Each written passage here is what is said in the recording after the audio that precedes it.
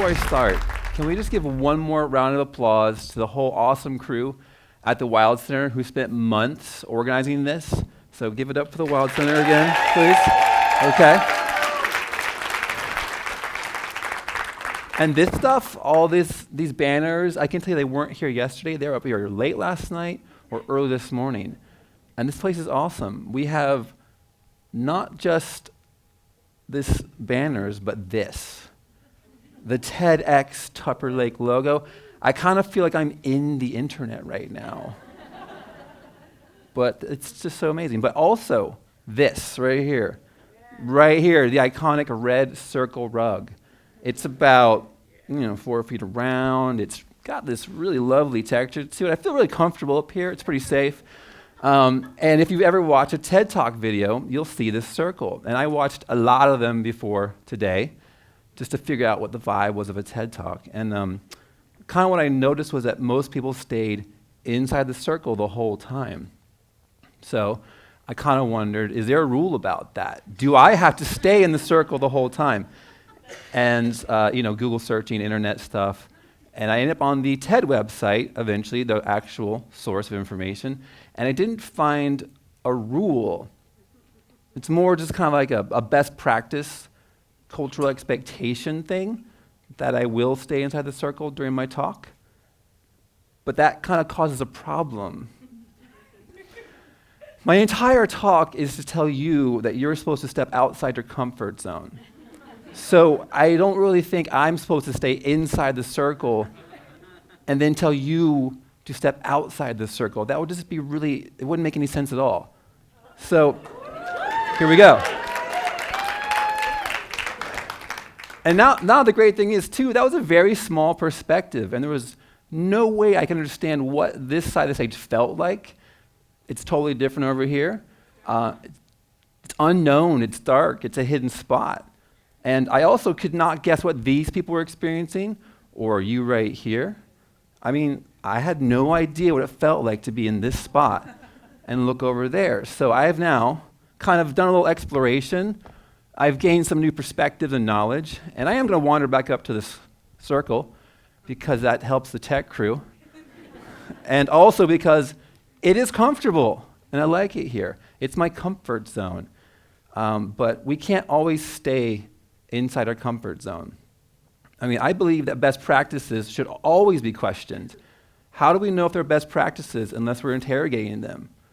I believe that the curious shall be rewarded and that you have to take a risk sometimes to go out and figure out what's going on.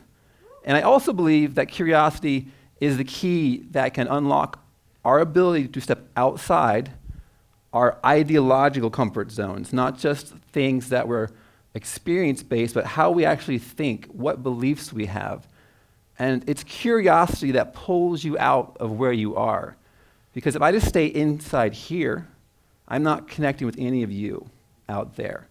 I'm not connecting to other experiences that are out there. Now, our comfort zones are not an actual physical thing, but if they were, they would look pretty much just like a tree. And you are a tree, if you think about it. So when a tree is growing, it starts off as this delicate, tiny little sapling, and it's just a little thin thing. That's that ring right there in the middle. But then every season the tree grows, it expands, it adds a layer, it becomes stronger. And what the great thing about the rings on these trees is that it doesn't just tell us how old the tree is. It actually tells us kind of the history of experiences the tree had. When you see the larger growth rings up here, that means that was a more plentiful year for resources for that tree, and it grew a lot. And then if you see the tighter rings, it had to struggle a bit, and it didn't grow quite as much. And it's the same thing for us. So as a person, here's my comfort zone, and I step outside of it. I have a new experience. I meet a new person. I add a growth ring to myself, and that's what you're all doing too. And some of the experiences are more profound and larger than others. And that is how we grow. We don't grow by staying safe inside what we think now. We have to keep going out and exploring. Also, we have not just us, but an entire cultural society thing happening in the world. You might have heard about it. And let's pretend that now this circle is the norms and the cultural expectations of our current culture. And in this current culture of past state America, women do not have the right to vote. And so I'm in here as a part of society. There's a lot of us, and we're hanging out in this safe zone of our ideas because it's working for us. But I'm starting to kind of look outside over to where those people were, and maybe I see that there's different ideas. So I'm moving a little bit closer, I'm thinking about it. But I started to encounter this edge here. And right along this edge is where that cognitive dissonance kicks in really hardcore. And you have two ideas, and you are not sure. Because right in here in the circle, this is your family, your friends, your community. And they're telling you, no, you gotta stay in the circle. Because those people out there, they're crazy and they're radicals, and they're gonna undo everything we've worked so hard to make. Boy, you just get a little closer. And then you kind of, eventually, you have to leave where you are comfortable. And I'm gonna go over to this group of people, and we have some talks, maybe some debates.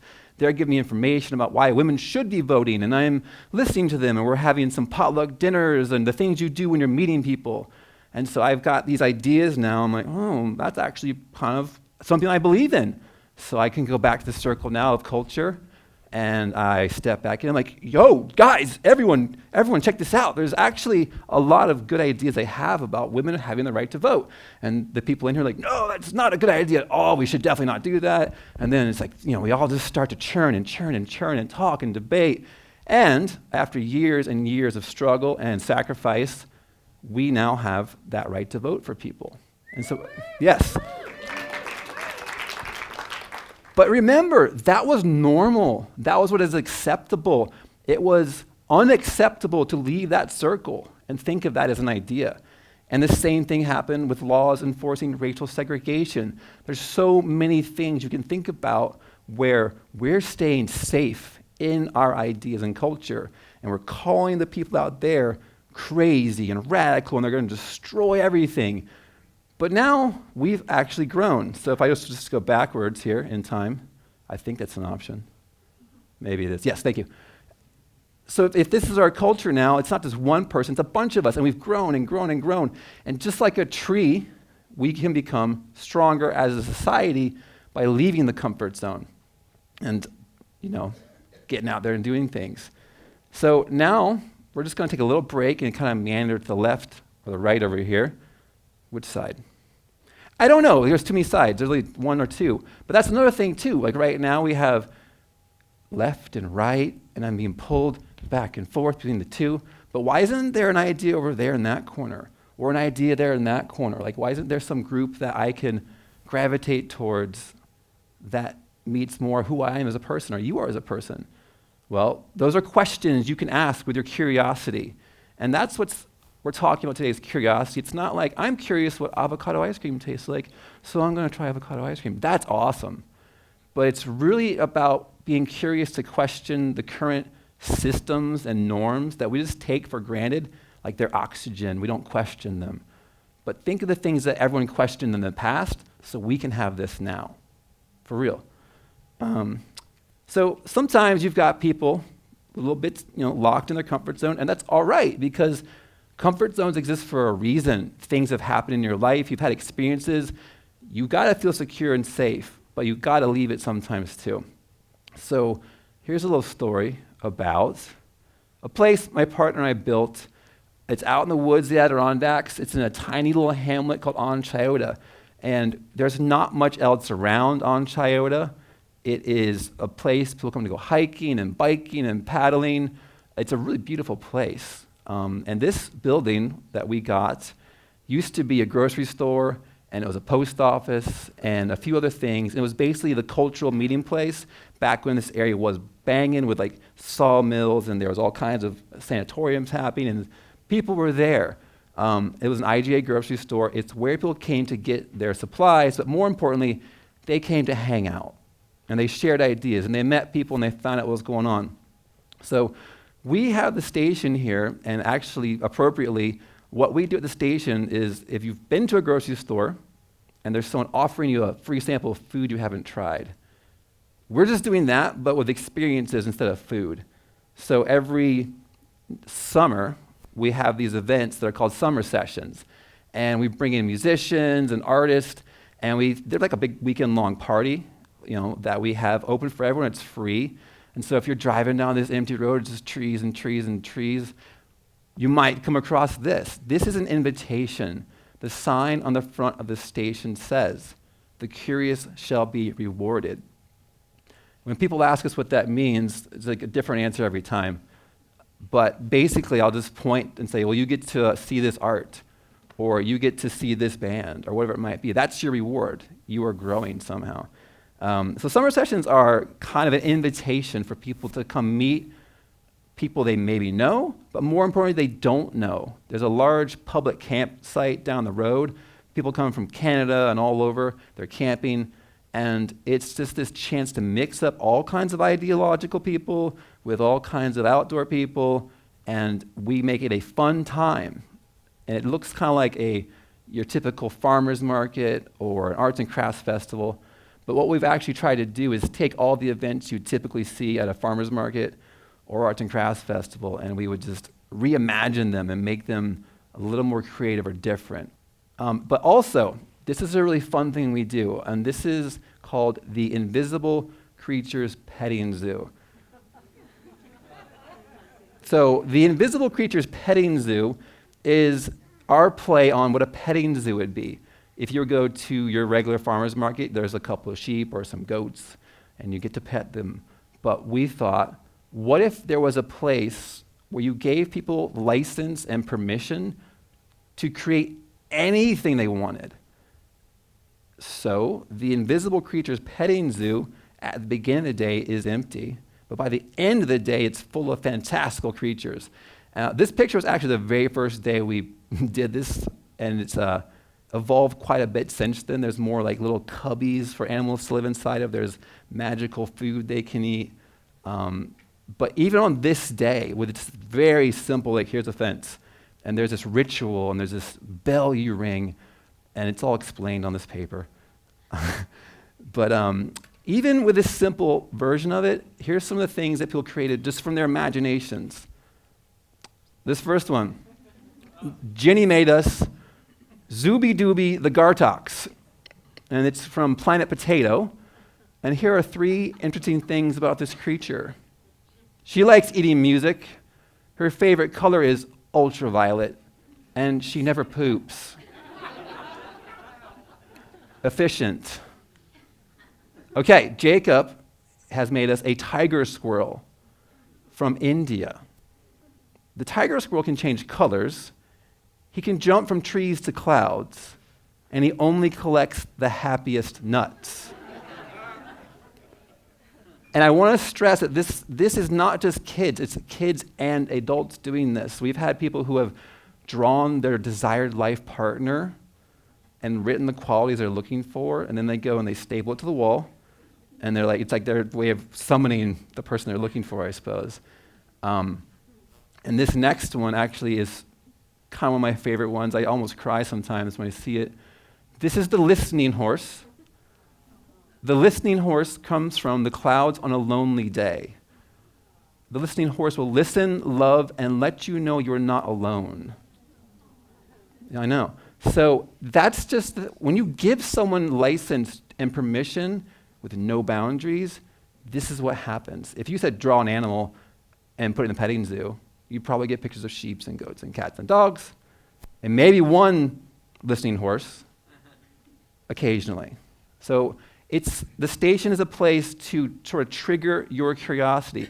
And these simple little fun things are connected to the ideal. We want someone who's just like firmly planted in the middle of their circle to just maybe start nudging themselves like, well, I really thought that thrash metal was like just for like people who are like satanic and horrible, but those guys are teachers and they're actually friendly. And so they're just like on the edge and they're getting that cognitive dissonance thing, right? And that's great, because when you feel that confusion, that's when you have a chance to grow. When we feel confused, our brains actually kick in the survival instinct to go away from the new thing. It might eat us. But if you can sort of get yourself to push past that you actually grow just like the tree would be doing.